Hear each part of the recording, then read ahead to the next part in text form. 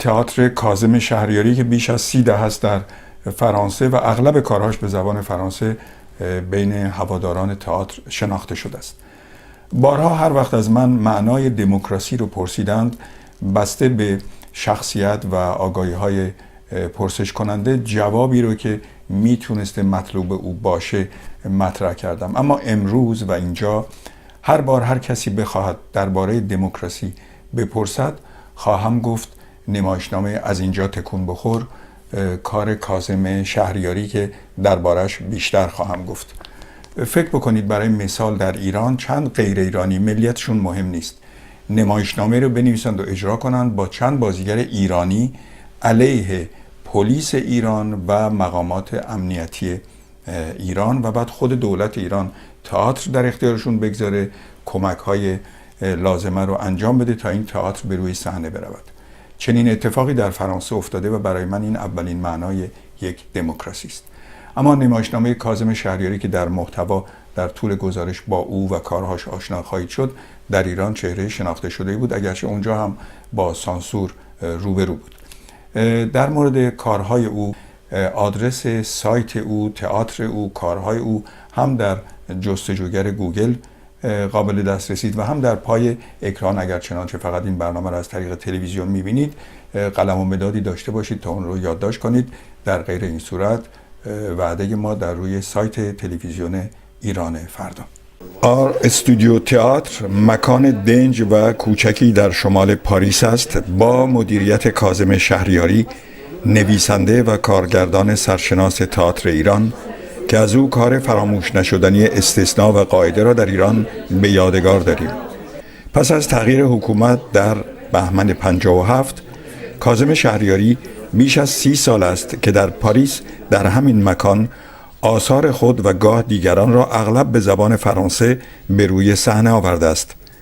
شهریاری در مقام نویسنده و یا کارگردان جستجوگر مخاطب نیست، پاسخگو به حرفه، اخلاق و باورهای کار است و برای همین سانسور اگرچه در فرانسه سد و مرز کارهای او نیست، اما پرسش برانگیز است.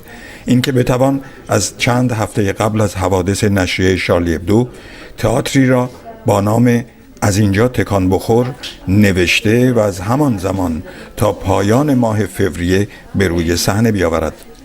داستان یک کمیسریای پلیس با 5 کارمند که یک خارجی در حال اخراج را بازجویی کرده و دست آخر یک تراژدی.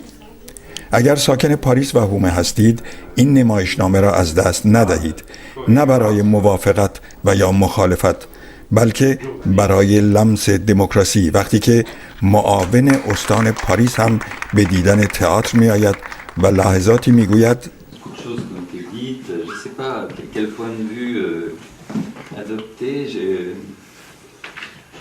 J'ai entendu quand le début de la pièce, j'ai entendu les réactions derrière moi, un enfant très jeune, me disait comment il peut appréhender par exemple une pièce comme celle-là. به هنگام اجرای نمایش نوجوانی در پشت سر من می گفت چگونه اجرا و وجود چنین نمایشنامه‌ای ممکن است.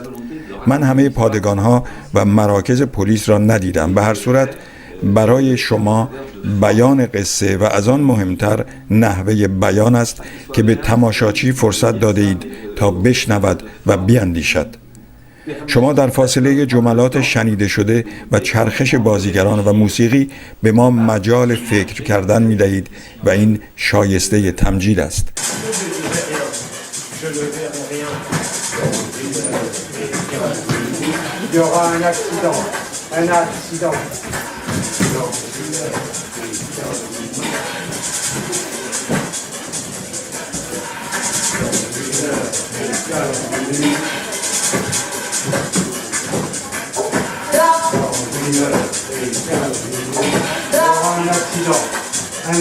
تماشاچی به هنگامی که به سالن وارد می شود، بازیگران می گویند تا 75 دقیقه دیگر حادثه‌ای رخ خواهد داد و این همان تراژدی است. در زمانی که همه تماشاگران به سالن وارد و به روی صندلی ها می نشینند، می بینیم که در یک کمیسریا هستیم و قرار است یک افریقایی تبار را چون تعدادی دیگر محاکمه و بازجویی و سپس اخراج کنند.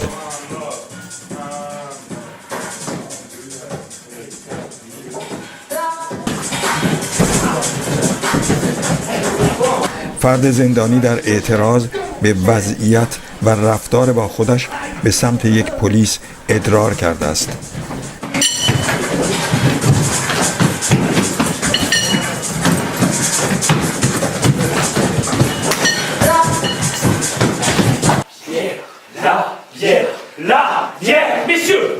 J'ai essayé de raisonner. Monsieur, Bébert hurlait dans tous les sens. Monsieur, j'ai voulu bien faire. در صحنه‌های تحقیق و تصمیم گیری و آشنایی به وضعیت هر مأمور آنچه را که دیده شهادت می‌دهد.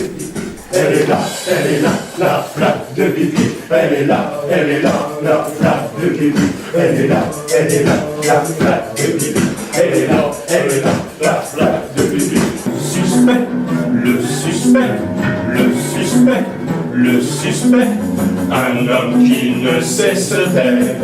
Le suspect.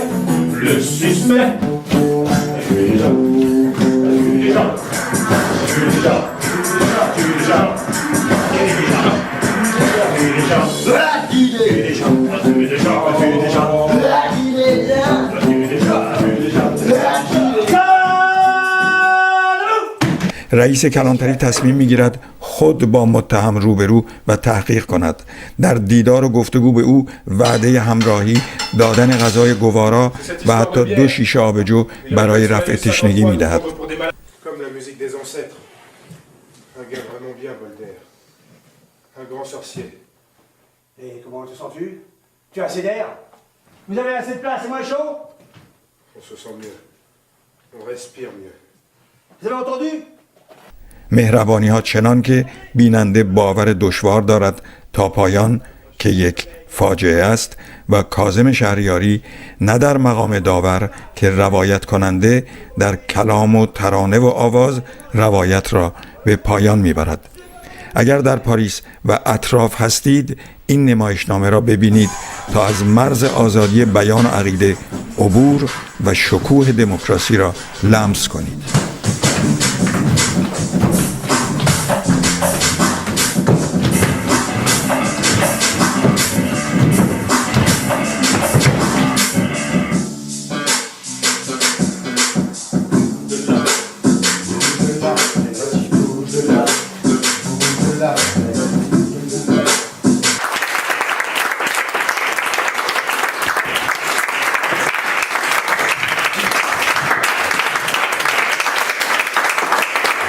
آقای شهریاری، اولین پرسشی که بعد از دیدن این نمایشنامه فوق‌العاده که تشویق حضار هم این نظریه رو نشان داد، باید از شما این رو بپرسم: شما سانسور رو بیشتر دوست دارید یا سانسور شما رو؟ نه من سانسور رو دوست دارم، نه سانسور من رو دوست داره. در واقع سانسور چیزیه که یک کسی تحمیل میکنه. ما نمیتونیم سانسور رو دوست داریم. هنر و کار تئاتر به خصوص نمیتونه سانسور رو اصلا قبول کنه، برای اینکه اگر مسئله سانسور رو اصلا مطرح کنیم نمیتونیم نفس بکشیم روی صحنه. من چهره پلیس رو در نمایشنامه شما بسیار منصف میبینم، اما اغراق‌هایی رو هم میبینم، به خصوص با حوادثی که این چند هفته ما شاهدش بودیم. این پلیس ها نکشتند، کشته شدند که کس دیگری کشته نشه. در این نمایشنامه به حد اغراق شاید به برکت دموکراسی و آزادی این نقد رو میبینیم. آیا این آگاهانه است یا نوعی غیظ و بغضه؟ قلب دموکراسی یعنی اینکه ما بتونیم تا اعماق مسائلی که به ما مربوط میشه، به مردم مربوط میشه، به احساسات ما مربوط میشه، به موفقیت ها و شکست های ما مربوط میشه بریم. مسئله هنر اینجاست. مسئله هنر در واقع از اونجا شروع میشه که یک شکست پیش بینی میشه. این پیش بینی شکسته که ما رو وادار میکنه که بنویسیم. اینا همش فیکسیونه در واقع. منتها خب مسائل اساسی هم توشه. مسئله آزادی بیان، آزادی انتخاب جای زندگی، آزادی تحصیل، آزادی آموزش، آزادی خلق، آزادی خلاقیت. اینا مسائل اساسی یک دموکراسی است. دموکراسی بدون آزادی خلاقیت اصلا معنی نداره. ولی من و شما ایرانی وقتی اینجا در گوشه از پاریس در این آزادی تام و تمام این نمایشنامه رو میبینیم، تأثیر به ما نباید غلبه کنه که چرا در کشور خودمون در ضدیت کامل این داستانها اتفاق میفته، در حالی که اینجا فقط یک پیس تئاتره.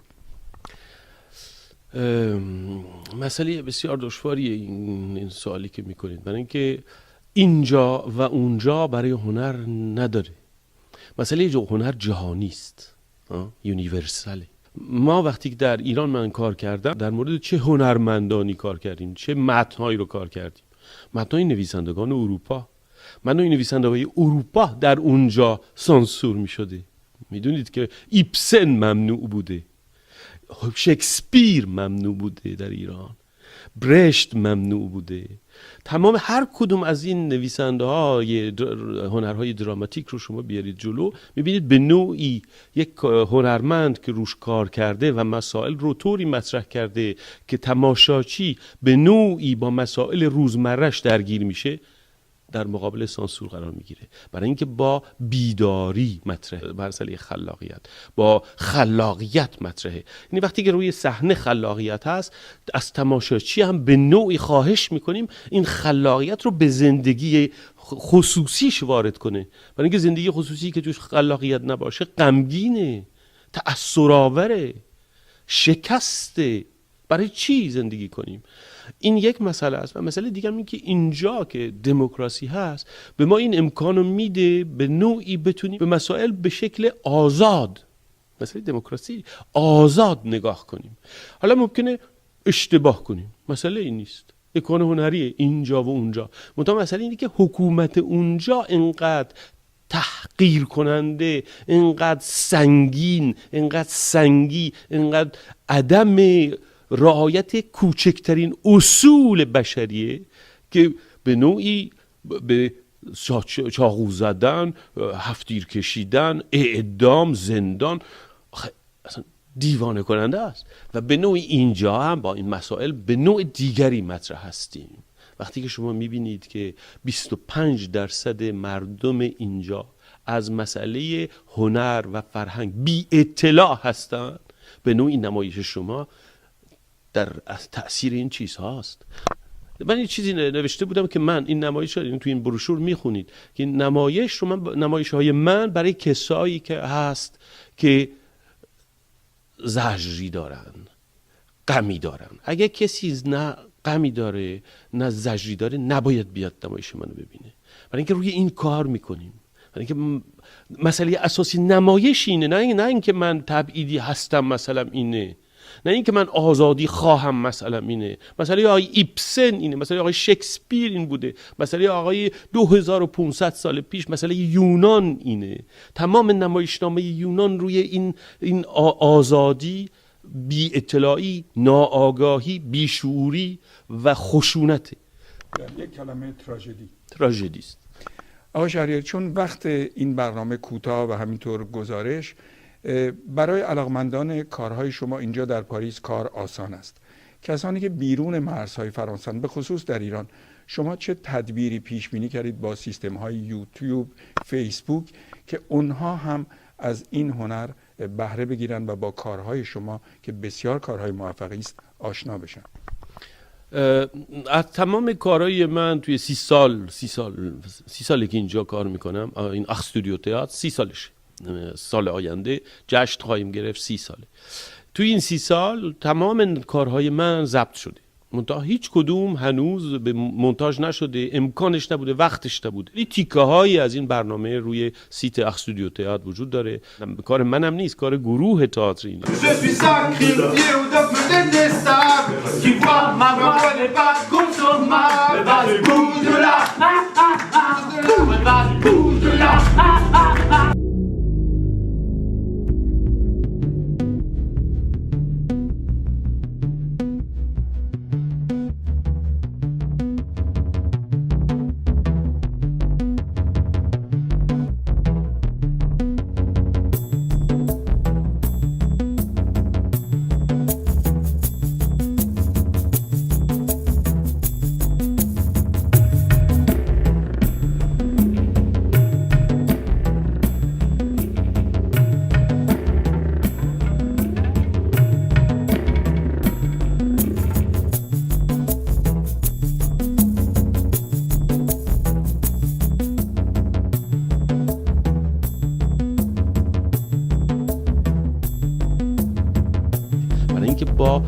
بیداری مطرحه، مسئله خلاقیت با خلاقیت مطرحه. یعنی وقتی که روی صحنه خلاقیت هست، از تماشاچی هم به نوعی خواهش میکنیم این خلاقیت رو به زندگی خصوصیش وارد کنه، برای اینکه زندگی خصوصی که توش خلاقیت نباشه غمگینه، تأثرآوره، شکسته،